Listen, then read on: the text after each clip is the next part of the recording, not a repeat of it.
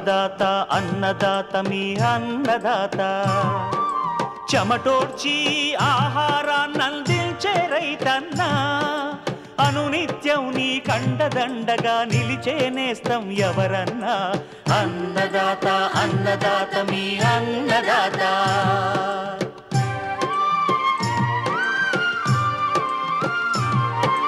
నూతన రీతుల సాగుబడికి నూరింతలు పెరిగే దిగుబడికి సూచనలిచ్చే సస్య రక్షణకు పశు పోషణకి శాస్త్ర విజ్ఞానం అందించి ముందుకు నడిపే తెలుగు రైతు భారతదేశానికి మకుటం అయ్యేలా తీర్చిదిద్దే ఆశయంతో మిమ్ము మేలు కొలిపేది అన్నదాత అన్నదాత అన్నదాత మీ అన్నదాత అన్నదాత అన్నదాత మీ అన్నదాత. అన్నదాత ప్రేక్షకులకు నమస్కారం. ఈనాటి ముఖ్యాంశాలు: రబీలో నాటిన వరిలో కలుపు యాజమాన్యం, రబీ వేసవి ప్రొద్దుతిరుగుడు సాగులో మెళకువలు, ముల్లంగి సాగులో యాజమాన్యం,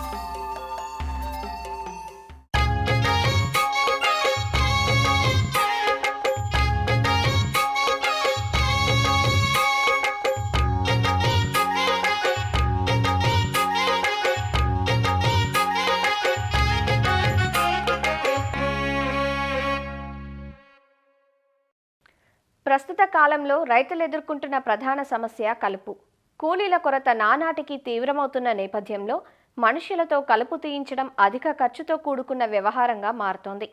కలుపు నివారణకు ఇప్పుడు అనేక రకాల కొత్త మందులొచ్చినా రైతులు అవగాహనతో వాడకపోవడం వల్ల సమస్యలను ఎదుర్కొంటున్నారు. కలుపు మందులు రెండు వైపులా పదునున్న కత్తిలాంటివి. అవగాహనతో సమగ్ర చర్యల్లో భాగంగా వాడితే ఎంత చక్కగా పనిచేస్తాయో వాడాల్సిన విధంగా వాడకపోతే అంతగా చెరుపు చేస్తాయి. కలుపు మందుల్లో కలుపు పుట్టక మునుపు వాడేవి, కలుపు పుట్టాక వాడేవి రెండు రకాలుగా ఉంటాయి. వీటిని పైరు దశను అనుసరించి వాడుకోవాలి. అలాగే గడ్డి జాతిని బట్టి ఎంపిక చేసుకోవాలి. రబీ వరి నాట్లు ఆరంభమవుతున్న ప్రస్తుత తరుణంలో నాటిన వరి పైరులో కలుపు యాజమాన్యం గురించి రాజేంద్రనగర్లోని ప్రొఫెసర్ జయశంకర్ తెలంగాణ రాష్ట్ర వ్యవసాయ విశ్వవిద్యాలయం అఖిల భారత సమన్వయ కలుపు యాజమాన్య విభాగం ప్రధాన శాస్త్రవేత్త డాక్టర్ భీమిరెడ్డి పద్మజ నుంచి తెలుసుకుందాం. నాటిన వరిలో సరైన సమయంలో కలుపు యాజమాన్యం చేయకపోతే దాదాపుగా 30-50% వరకు దిగుబడిలో నష్టం కలుగుతుంది. అయితే ముందుగా ఈ కలుపు మొక్కల ఉధృతిని తగ్గించుకునే చర్యలు చేపట్టాలి. భూమిని దున్నిన తర్వాత వరి పంటకు అవసరమైనటువంటి భాస్వరాన్ని సింగిల్ సూపర్ ఫాస్ఫేట్ లేదా ట్రిపుల్ సూపర్ ఫాస్ఫేట్ రూపంలో వేసుకుని కలయి దున్ని దమ్ము చేసి 10-15 రోజులు బాగా మురగనివ్వాలి. దీనివలన కలుపు మొక్కల యొక్క విత్తనాలు అలాగే మొండి జాతి కలుపు మొక్కల శాఖీయ భాగాలు బాగా కుళ్ళి మురిగి నశించిపోతాయి.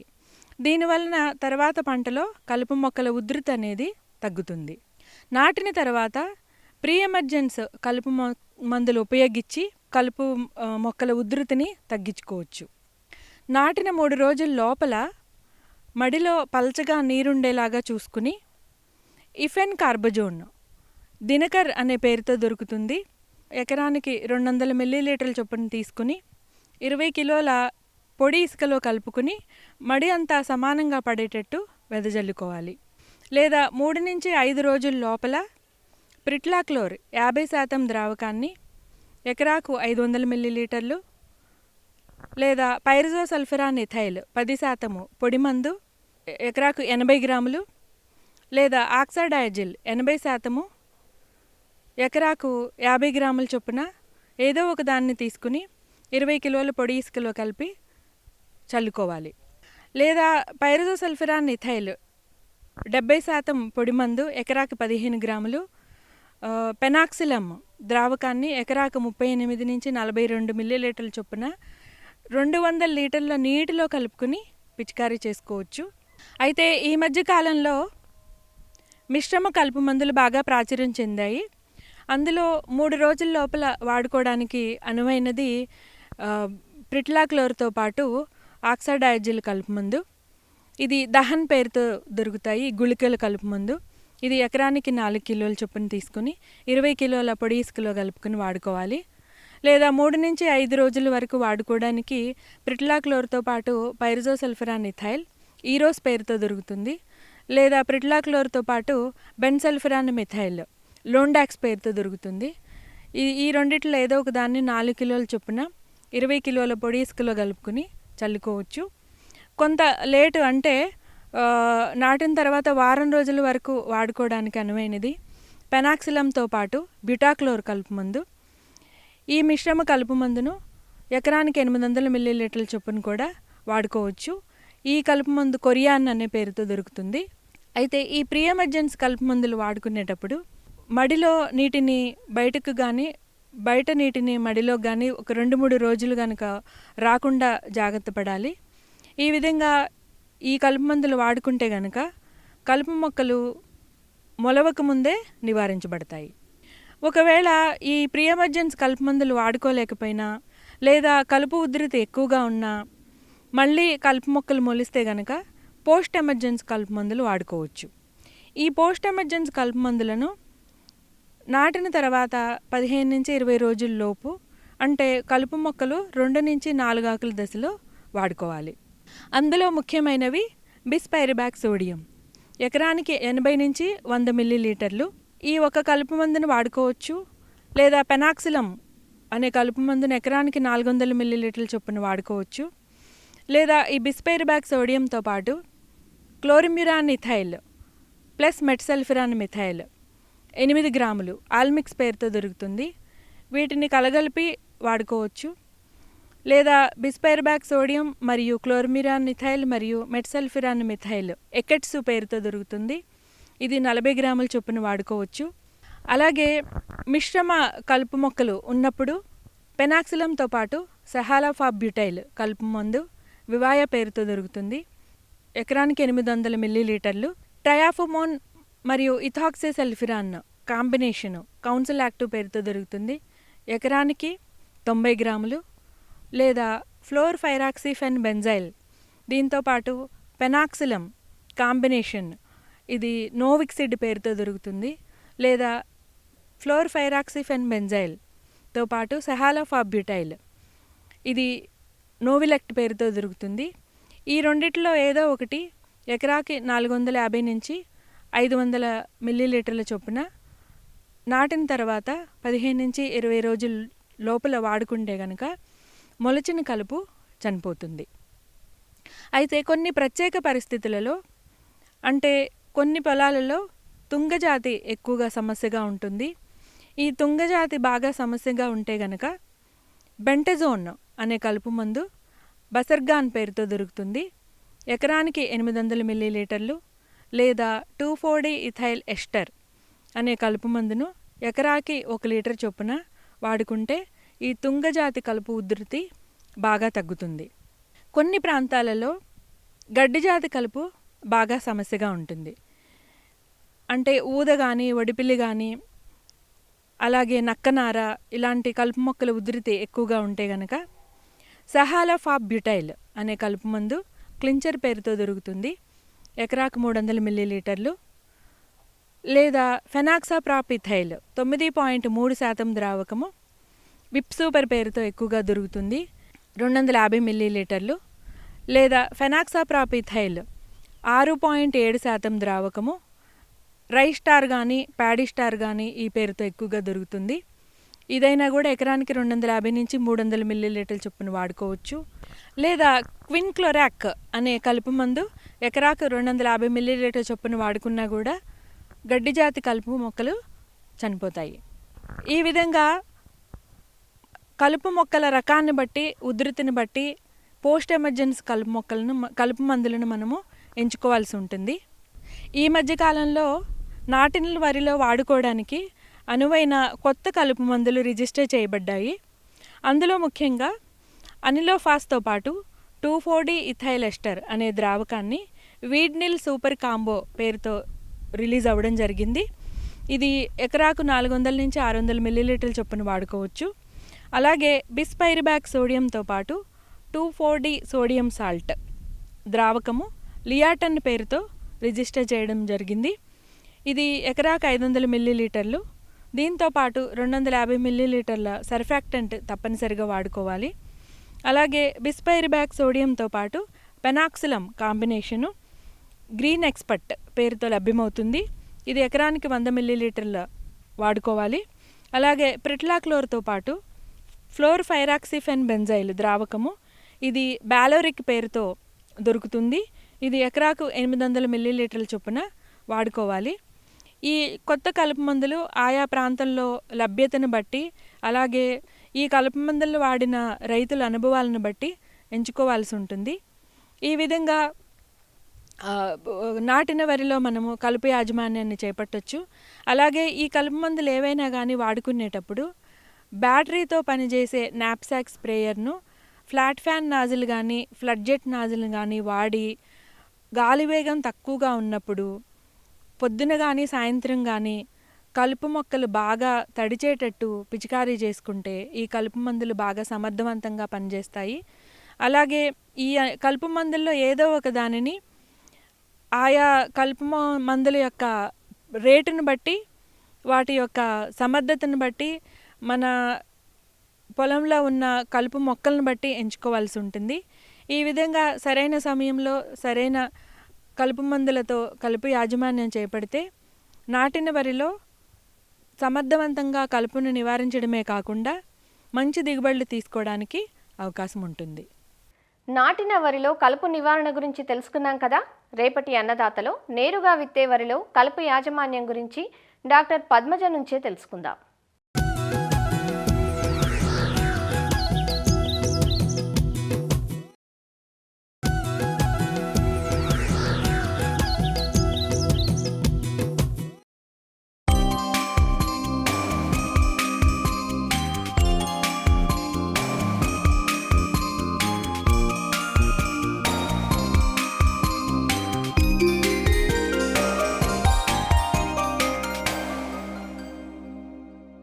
రబీలో పండించే నూనె గింజల్లో వేరుశెనగ తర్వాతి స్థానం ఆక్రమించింది ప్రొద్దుతిరుగుడు. ప్రొద్దుతిరుగుడును ఖరీఫ్, రబీ, వేసవి ఇలా 3 కాలాల్లోనూ సాగు చేస్తారు. రబీ పంటను నవంబర్, డిసెంబర్ మాసాల్లోనూ, వేసవి పంటగా జనవరి 2వ పక్షం నుండి ఫిబ్రవరి 2వ పక్షం వరకు విత్తుకుంటారు. ఖరీఫ్ పంటలు తీసిన తర్వాత కానీ ఖరీఫ్ వరి కోతల తర్వాత మాగాణుల్లో కానీ ప్రొద్దుతిరుగుడును ఆరుతడి కింద సాగు చేయవచ్చు. ప్రొద్దుతిరుగుడుకు ప్రధాన సమస్య పక్షుల బెడద. కాబట్టి రైతులు కలిసికట్టుగా సాగు చేసినప్పుడు నష్టం తక్కువగా ఉంటుంది.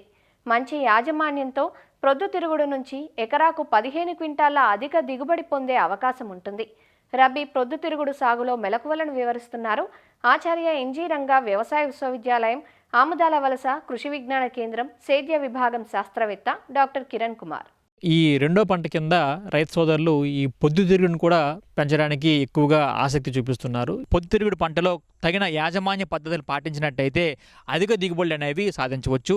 వాటిలో నీరు నిలబడకుండా ఉండే నేలల్ని అలాగే ఎర్ర నేలలు, నల్లరేగడి నేలలు అనేవి మనం ఎంచుకున్నట్టయితే మంచి దిగుబడులు అనేవి రావడానికి ఆస్కారం ఉంటుంది. నేలని 3 నుంచి 4 సార్లు కూడా దుక్కి చేసుకొని 4 టన్నుల వరకు కూడా పశువుల ఎరువును వేసి మనం కలిగి దున్నుకొని ఈ పెక్కలు అనేవి విత్తుకున్నట్టయితే మంచి దిగుబడి రావడానికి ఆస్కారం అనేది ఉంటుంది. వీటిలో రకాల విషయం మనం గమనించినట్టయితే ప్రధానంగా కూడా NDSH 10-12 అనే రకం. ఇది 90 నుంచి 95 రోజుల్లో పంట చేతికొచ్చేస్తూ 15 నుంచి 18 క్వింటాల వరకు కూడా దిగుబడిని ఇస్తుంది. అలాగే 40% వరకు కూడా నూనె అనేది దీంట్లో ఉంటుంది. DRSH 1 అనే రకం. ఇది 90 నుంచి 95 రోజుల్లో పంట చేతికొచ్చేస్తూ 13 నుంచి 16 క్వింటాల వరకు కూడా దిగుబడిని ఒక ఎకరాకు అందిస్తూ 44% వరకు కూడా నూనె కలిగి ఉంటుంది.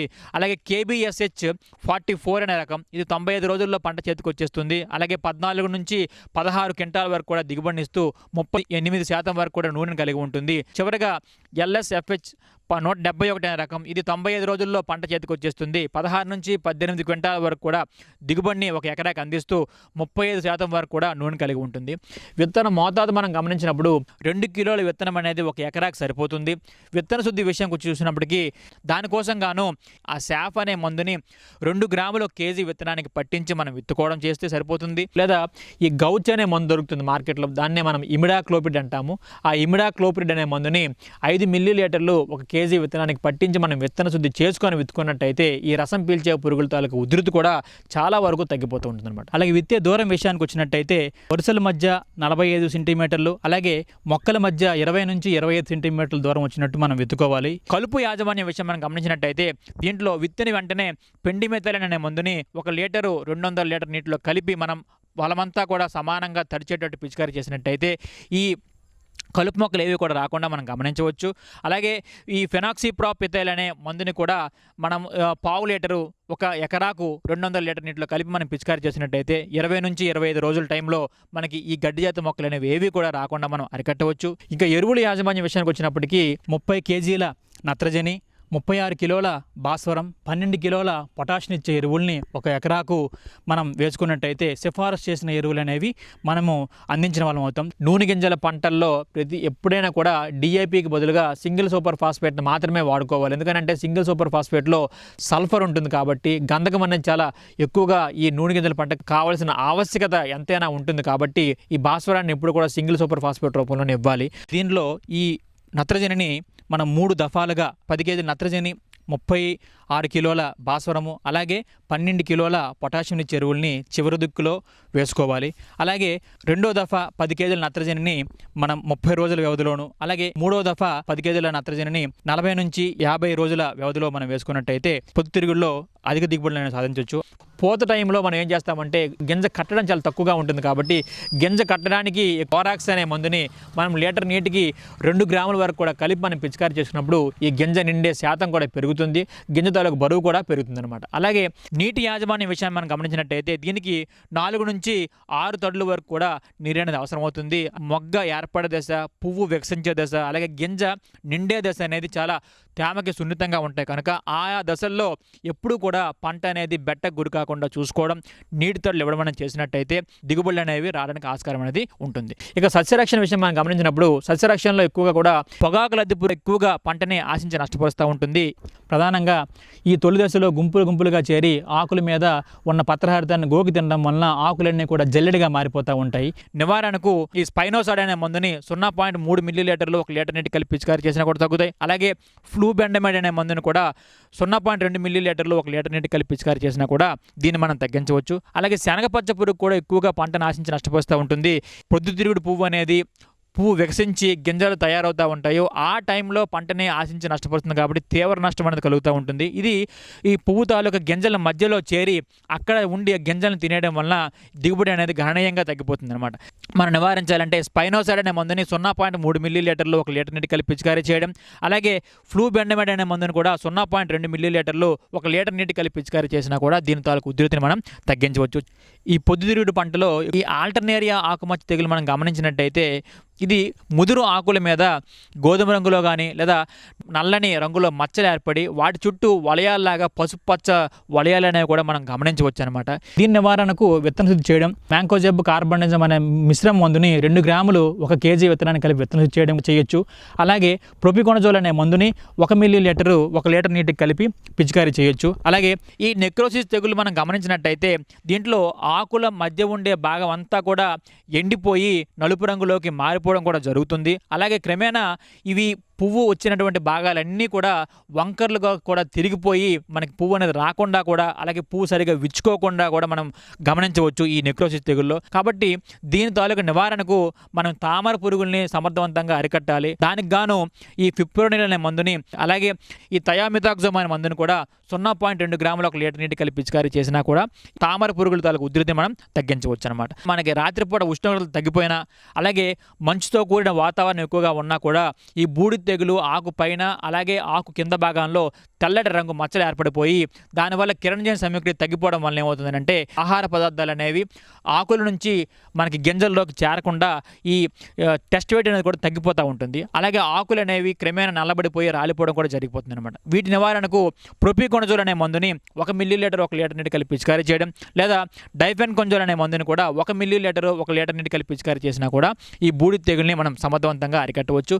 కాబట్టి రైతు సోదరులు యాజమాన్య పద్ధతులను పాటించి సన్ఫ్లవర్లో అధిక దిగుబడిని సాధించాలని కోరుకుంటున్నాం.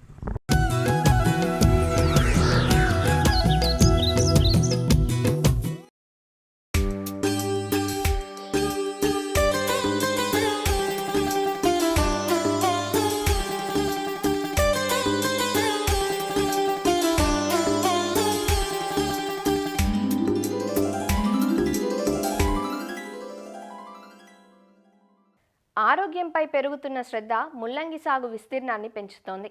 ముల్లంగిలో దుంపకు ఎంత విలువ ఉందో ఆకులకు సైతం అంతే ప్రాధాన్యం ఉంది. ముల్లంగి దుంపలు, ఆకులు పలు రకాల సమస్యలకు ఇవి ఔషధాలుగా, నివారణలుగా ఉపయోగపడుతున్నాయి. ముల్లంగి సాగును తక్కువ ఖర్చుతోనే చేపట్టవచ్చు. సీజన్తో సంబంధం లేకుండా సంవత్సరం పొడవునా సాగు చేసుకునే వెసులుబాటు ఈ పంటలో ఉంది. దాదాపు నాటిన 45 రోజుల్లోపే పంట చేతికంది రైతుకు ఆదాయాన్ని అందిస్తుంది. ముల్లంగి సాగులో ఎలాంటి యాజమాన్యం పాటిస్తే మేలైన దిగుబడులు సాధించవచ్చో ఇప్పుడు తెలుసుకుందాం.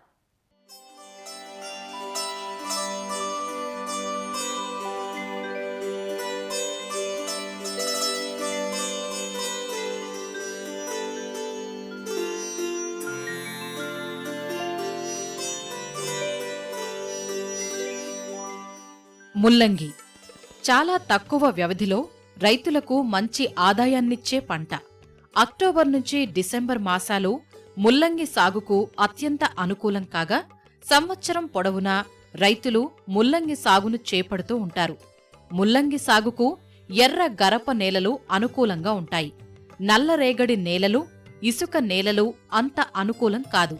మన ప్రాంతంలో రైతులు తెల్ల రకం ముల్లంగినే ఎక్కువగా సాగు చేస్తుంటారు.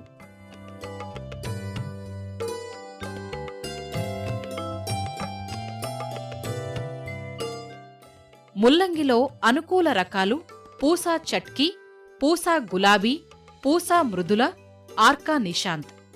పూసా మృదుల 20 నుంచి 25 రోజుల సమయంలోనే దిగుబడిని ఇస్తుంది. మిగిలిన రకాలు 40 నుంచి 45 రోజుల్లో అందివస్తాయి. ముల్లంగిని బోదెలు, కాలువలు పద్ధతిలో సాగు చేస్తారు. బోదెలను 30 సెంటీమీటర్ల దూరంలో ఏర్పాటు చేసుకుని బోదెకి ఒక పక్కగా విత్తనాలు విత్తుకోవాలి. మొలకెత్తిన తరువాత మొక్కకి మొక్కకి మధ్య 10 సెంటీమీటర్ల దూరం ఉండేలా మిగిలిన మొక్కలను తీసివేయాలి. సమగ్ర ఎరువుల యాజమాన్యంలో భాగంగా చివరి దుక్కిలో ఎకరాకు 10 టన్నుల పశువుల ఎరువు వేసి కలియదున్నాలి. పశువుల ఎరువుతో పాటుగా ఎకరాకు 14 కిలోల నత్రజని, 14 కిలోల భాస్వరం, 14 కిలోల పొటాష్ను ఇచ్చే ఎరువులను ఆఖరి దుక్కిలో వేసుకోవాలి. పంట 20 నుంచి 25 రోజుల దశలో పైపాటుగా 14 కిలోల నత్రజని ఇచ్చే ఎరువును అందించాలి. ముల్లంగికి పెద్దగా చీడపీడల సమస్య ఉండదు. అప్పుడప్పుడు ఆకు తినే పురుగు, పేను బంకను గమనిస్తూ ఉంటాం. ఇవి ఆశించినప్పుడు 5% వేప కషాయం లేదా 3 మిల్లీలీటర్ల వేప నూనెను లీటరు నీటికి కలిపి పిచికారీ చేసుకుంటే ఈ పురుగులను నివారించుకోవచ్చు. బూజు తెగులును గమనిస్తే మాంకోజెబ్ అనే మందును 3 గ్రాములు లీటరు నీటికి కలిపి 15 రోజుల వ్యవధిలో 2 సార్లు పిచికారీ చేసుకోవాలి. ముల్లంగి సూటి రకాలైతే సుమారు 4 నుంచి 6 టన్నుల దిగుబడిని, అదే హైబ్రిడ్లు అయితే ఎకరాకు 8 నుంచి 10 టన్నుల దిగుబడిని పొందే అవకాశం ఉంది. మరిన్ని విభిన్న అంశాలతో రేపటి అన్నదాతలో మళ్ళీ కలుసుకుందాం. నమస్కారం. అన్నదాతలు తమ సందేహాలు, సమస్యలను 1-800-425-4085 టోల్ ఫ్రీ నంబర్లో ఉదయం 10 నుంచి 11 గంటల మధ్య పని దినాలలో సంప్రదించగలరు. ఈ కార్యక్రమాన్ని యూట్యూబ్లో www.youtube.com/అన్నదాత ఈటీవీ లింక్ ద్వారా వీక్షించవచ్చు.